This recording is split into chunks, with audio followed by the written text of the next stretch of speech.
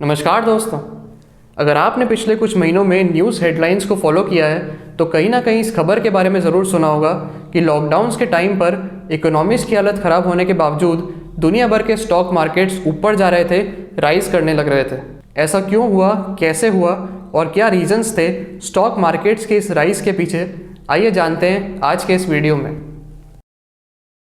Covid pandemic की शुरुआत में ज़रूरत थी कि अलग अलग इकोनॉमिक डेवलपमेंट और पॉलिटिकल आइडियोलॉजीज़ वाले देश अपने शहरों में लॉकडाउन्स को इम्पोज करें, जहां इंडिया के स्विफ्ट और स्ट्रिक्ट लॉकडाउन्स की तारीफ दुनिया भर में करी गई।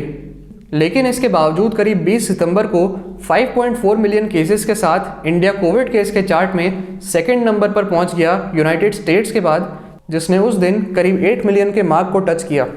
वैसे तो आजकल लॉकडाउन्स को काफ़ी हद तक हटा दिया गया है, लेकिन इंडिया जैसी कंट्री में जहां मेडिकल सिस्टम की कैपेसिटी काफ़ी लिमिटेड है और देश के ज़्यादातर लोगों के लिए सोशल डिस्टेंसिंग रख पाना प्रैक्टिकली पॉसिबल नहीं है, वहाँ लॉकडाउन्स काफ़ी मददगार साबित हुए इस वायरस को ज़्यादा फैलने से रोकने में।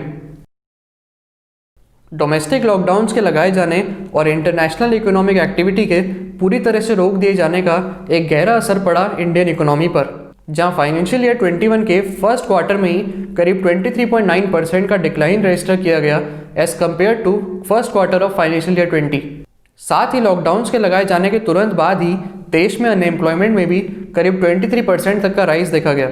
हालांकि आज की तारीख में नंबर पैंडेमिक से पहले के 7.2% के लेवल पर आ चुका है, लेकिन CMI डेटा के हिसाब से ये नंबर अभी भी काफ़ी ज़्यादा है 3 साल पहले रिकॉर्ड किए गए 3.4% के फिगर से। इसके साथ ही देश में फाइनेंसिस को रेज करने में दिक्कतें, एक वीक फिस्कल पोजीशन, सरकार की तरफ से मॉनेटरी पॉलिसी का एक पुअर ट्रांसमिशन और इकोनॉमी में एक पहले से आ रखे स्लोडाउन के चलते ये बात बिल्कुल भी सरप्राइजिंग नहीं थी जब मूडीज़ ने आने वाले साल में इकोनॉमी के 11.5% से कॉन्ट्रैक्ट करने की प्रेडिक्शन करी।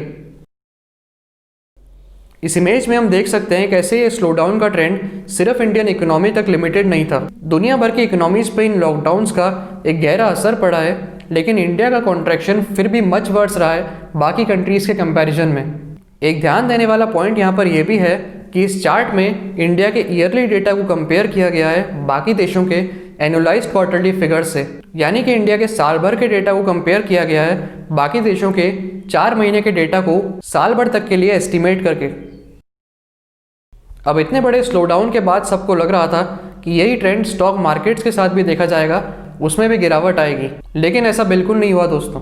बल्कि स्टॉक मार्केट्स में इसका बिल्कुल उल्टा ट्रेंड देखा गया, जहां 20 फरवरी से 23 मार्च के बीच करीब 38% तक नीचे जाने के बाद लॉकडाउन्स के लगाए जाने के बावजूद सेंसेक्स में एक मैसिव 46% का राइज देखा गया।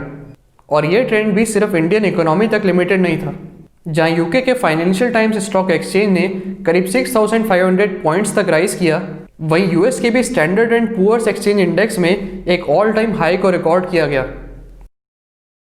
लेकिन भले ही उस टाइम पर प्रेसिडेंट डोनाल्ड ट्रंप ने इसे अपनी एक इकोनॉमिक सक्सेस की तरह सेलिब्रेट किया, इस राइज से ये बात बिल्कुल साफ हो गई थी कि स्टॉक मार्केट्स हाईली डिस्कनेक्टेड है ऑन ग्राउंड इकोनॉमिक रियलिटीज से जिसे देश की जनता फेस कर रही है।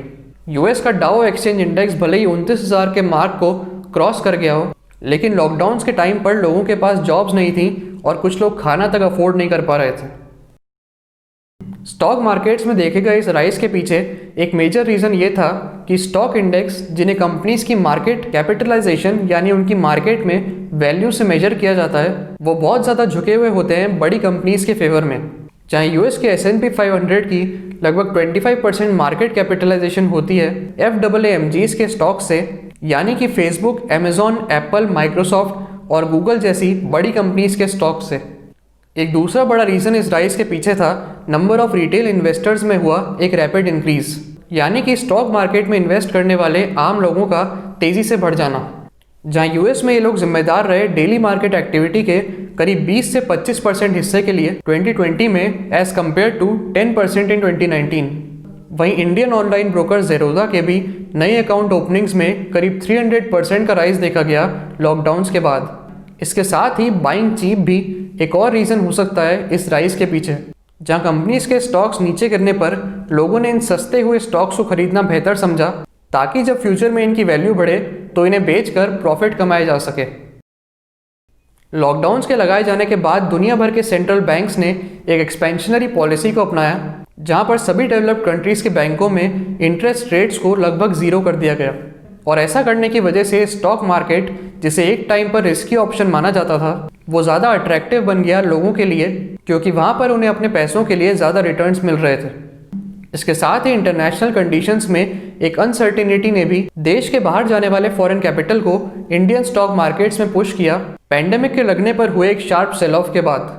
और इस राइजिंग ट्रेंड को देखते हुए ही फॉरेन इन्वेस्टर्स ने भी करीब 83,000 करोड़ रुपीस को इन्वेस्ट किया इंडियन स्टॉक मार्केट्स में। वैसे तो गूगल की पेरेंट कंपनी अल्फाबेट लीड करती दिख रही है स्टॉक मार्केट की रिकवरी को, लेकिन on the whole economic recovery के लिए आगे का रास्ता एक के शेप्ड रिकवरी का बताया जा रहा है। अब आप ये सोच रहे होंगे कि ये क्या होता है और ये लेटर कहाँ से बीच में आ गया। मैं समझाता हूँ दोस्तों। दरअसल एक रिसेशन के आने के बाद एक इकोनॉमी किस तरह से रिकवर करती है, उसे ग्राफ पर दिखाने के लिए कुछ अल्फ़ाबेटिकल शेप्स और सिंबल्स का इस्तेमाल किया जाता है, जैसे कि U, V, W, L और नाइकी swoosh। आइए शॉर्ट में इन सब के बारे में जानते हैं।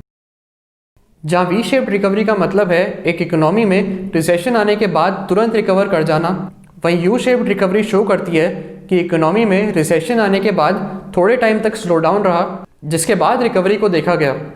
डब्ल्यू शेप में इकोनॉमी एक बार रिसेशन शो करती है, लेकिन फिर दोबारा से नीचे गिरने के बाद पूरी तरह से स्टेबल रिकवरी को देखा जाता है। नाइकी swoosh की बात करें तो ऐसी सिचुएशन में इकोनॉमी के रिसेशन में जाने पर काफ़ी लंबे टाइम के बाद रिकवरी को ऑब्जर्व किया जाता है। और इन सब में सबसे खराब होता है एल, जहाँ इकोनॉमी रिसेशन में जाने के बाद उस फेज से बहुत ही लंबे टाइम तक बाहर ही नहीं आ पाती। अब आते हैं इस के शेप पर। यह के शेप दरअसल एक मिक्स होती है वी और एल शेप्स के बीच की।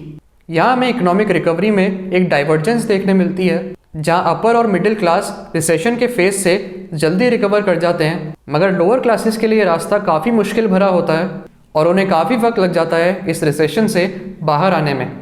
और ये के शेप ही परफेक्टली रिप्रेजेंट करती है स्टॉक मार्केट्स और इकोनॉमीज़ के बीच के डिफरेंस को भी, और आगे का एक पॉसिबल रास्ता दिखाती है जहां मिडिल और अपर क्लासेस ज़्यादा बेटर ऑफ नज़र आते हैं इस पेंडेमिक के बाद। उम्मीद है दोस्तों आपको ये वीडियो इन्फॉर्मेटिव लगा होगा। अगर आप ऐसे ही और वीडियोस फ्यूचर में देखना चाहते हैं तो इस चैनल को सब्सक्राइब करें और नीचे कमेंट करके ज़रूर बताएं। चलिए दोस्तों, मिलते हैं फिर ऐसे ही एक और वीडियो में। बहुत बहुत धन्यवाद।